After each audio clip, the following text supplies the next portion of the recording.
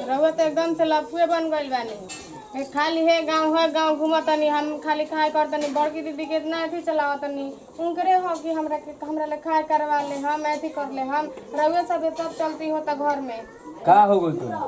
का ना हो गई रउआ खाली लफुन हन घुमा रहतनी हम खाली खाए करतनी। हमर देह ऐसा हो गेल खाए कर नैहर में खाए के पानी न कले रही हमर सब भौजी करत रही। ए जाते तो बिच की बनिहार बनल बनी हम। अरे छोट है तोरा खाए पानी नहीं करे के ना हम ना करब। काहे खाए करम हम खाए कइले का बनी की खाए कर खाली हमरा एजा करे के परत अड़ुए। बड़की दीदी नहीं खी ना करम। बड़के दी तोर मालिक न हड़ी खाली पैसा रखो तनी अथी करती न खाली गोइठा पैसे पे खाए बनवाओ तनी हमर हाथ गोड़ करिया हो जात अड़ुए। अब पैसा बा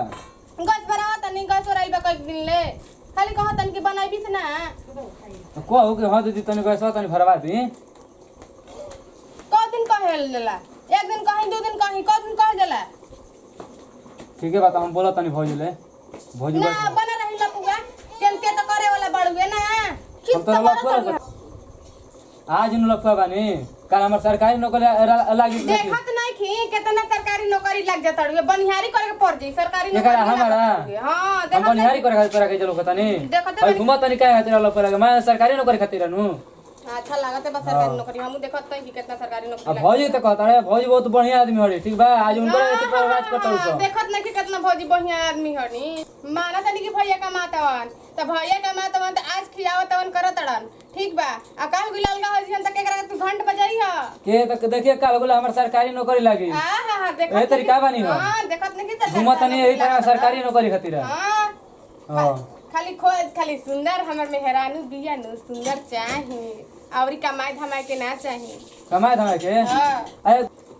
ना न हराई रेन त बड़ी सब कोई ले कह चलत रह के हमर मेहरानू गोर बिया करनी होला ही नहीं के मेकअपो के नहीं के जरूरत की ओकर मेकअपो के दीही चाहे ना दीही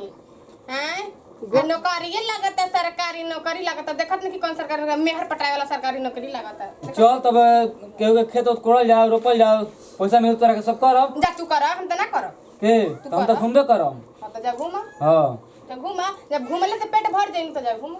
हम घूमबे करब आओ त भोले त कहे त बस जो मेहरानो बैठला पर खला मेहरानो लेखा आदमी बन जी हन हां मेहरान लेखा बनने करी हन के तोरा बैठला हमरा हो गेल बा हम ना बैठवा भेजा हम यही जात तनी हां जा करत अपन करत मैं त मर्द लेखा तार बाऊ शरीर की मर्द निहन करी आके चुहानी बैठेला गप में गप लड़ावेला के त यही सब जात तनी अब ना बैठवे जी हां तू जा हमर तू कपार चट गुल बड़ा हम त ए ससुर हमर कपार चाट गुले हमरा थी अपन बतियावत अपन भेजो हां हम त जानते नहीं तू हमर देह पर कैसन मढ़ा गुले हमरा जीवन में कितना दुख हो गई हम त ओतिए घर ले जाम गोइनी लक्षण ना बुझाला कि के कैसन बड़ुए हैं सब जना के तार घर में हम देख लेनी कि के कैसन बड़ुए कैसन नहीं खे बड़की दीदी खाली रात चलावत नी ना गैस भरावे के बना कुछ करे के बड़ुए हम तो अपने कपार दुखाए लगत अड़ुए चचरा हटले आज ले हम गाँव में रहती कुछ ना अपने गाँव हूँ ना जानले रही कि का हाला का गुला का लगा बिलगा का कहाला खाली खाई नी घूमनी पढ़नी लिखनी आ तहरा घरे आते हाथ ना हमार कपार पर लोड लेके चले के पड़त है। मझली दीदी के समझले बानी क्या कि मझली दीदी कि करतनी उनकर तो मर्द बौड़ा है बड़ा तो अपन सहतनी करती हम ना सहम बाकी ई ऐसन बानू मर्द कि हमरे के चन्हाको हो के बुड़वक बनल बड़ुए पागला बनल बा हैं हमरो के बनैले बा संगे संगे का करी हम करे के बानू कसहू ऊ बाड़ी त एकदम रात चलावती बुझत कि मालिक हड़ी बुझत कि नौकरी लाग गइल बड़ुए अब का ऊ करी हन बाप रे बाप हमर कपार दम दुखाए लागल कपार दुखाए लागत अड़ुए खाए कर पानी कर काहे हो छोटकी काहे जा चराई बड़ू कबे से हो बोला तड़ू मत परा काहे ना दीदी चरचराई हमर हम गाँव में खाए पानी नहीं की कइले जे हमरा करे के परत अड़ुए त खाए ना करम ना हम काहे के करी का करी हम त अभी के गोबर गोबर सब काढ़ के आवत तनी भैंसिया के सानी उनी गोद के गोबर गोबर काढ़ के सब काम कऊ के अभी के राई कुछ त रउआ सही रउआ करी रउ मर्द छन बड़न त सहे करे के परी हम त ना सहम करब का करी मर्द ओसन बात करही न को बा हो तो रउआ करी हम अपन एगो शरीर मिलाई हमार शरीर ना मिलाई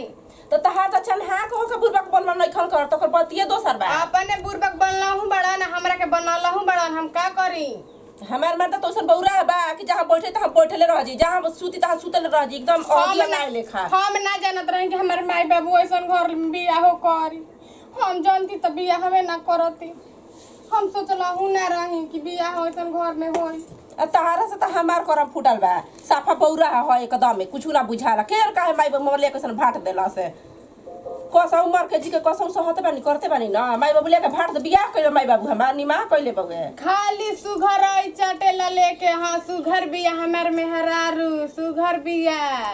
न एगो रुपया ओकरा जुड़ल रहिस कि हाँ ओकर तनी खर्चा के कर दी चाहे ना दी तनी मेकअपो के दीही पेट पे तयाफत पड़ल बा हम नहीं जानते कि हइसन घर में हो कि हम हइसन टूटा के घर में आई अब भाग तहारा के तक लगले सब्जी हो जाई हो हाँ तनी मनी खाली पानी वाला लगले सुखा जाई हाँ दीदी अहो कहनी है यार कि 4 बजे जाके तनी सब सकरा सब्जी जी बना दी है तीन तरकारी क दी है तो बताओ कि ई बेरा हो गल तू लोग के खाए के पानी करे में तो कब आदमी बड़ बाजार जाइए कब पैसा निकल के ले आई आदमी बैंक में कहा जाता नहीं तो बैंक में ना जाई पैसा निकल के आई तबे नु बिया डालाई बिया ई ना बुझाला घर में बहुजा खाली खाए पे ना बहुजा कि दूसरा कोनो काम खाए के ना खाली कैसे बौगे अब लगलू तू लोला पड़े पानी गोबर गुस्सा क के आवत तनी बहरी तो से करबू ना। करे आईनी हां करबू ना नौकरी पका देता हमर मर्दा लेखा हमर मर्दा दिल्ली बम्बई ले लोट कमा कमा देता ना तइहो इतना ना करबू जा का रौरा मर्दा हमर मर्दा कम का करेला बनिहार ना लगाइना दिन भर खेत में बनिहार लेखा लगा देल बनी सुबह से गुल में कुदारी लेके पहाड़ा पहाड़ा ठीक ना हम धम करा जा हमार मर्दा के बुझाता न कि अथी समझ ले बनी मोटरसाइकिल पर अप डाउन करत रहो लिया जा हे मार्केट हो मार्केट दलिया ना जई हन हाँ। ना हाथी चुक पहले पोस के पाल के पढ़ाई नहीं लिखाई नहीं कौन कह के तू लोग के सास उतरले रही हम ही ना उतरले रही हैं उ न के भुला गुलू जा अब उ रौरे का खाली करत रहे ये सड़ा हाथ चलावेला त लागत है जे लोला पढ़े तनी सी में जय दीदी अब कल से सकेरे उठ जाए काल से 3 बजे उठ के गहूं सब धो धा के सब डाल दी टाइम से 1 महीने के पहले ही गहूं धो दे का जन बुनी नहीं पड़े लगी तो कहां से सूखी ठीक है कहता नहीं अब धो दिहल जी कल से सकेरे उठ के खाए पानी मैंने ये बताओ कि कमाता नहीं खेता का कल कमी नहीं आवता तो हम ही खाता नहीं तू लोग नहीं खेऊ जा खाते बाल बच्चा नहीं खा ज्यादा कने तू उठ के खाना बनाइया हम उठ के गेहूं धो दे ना तू अपने पहाड़ा सिखाव तनी मुंह धो के तनी दूरिया पले ना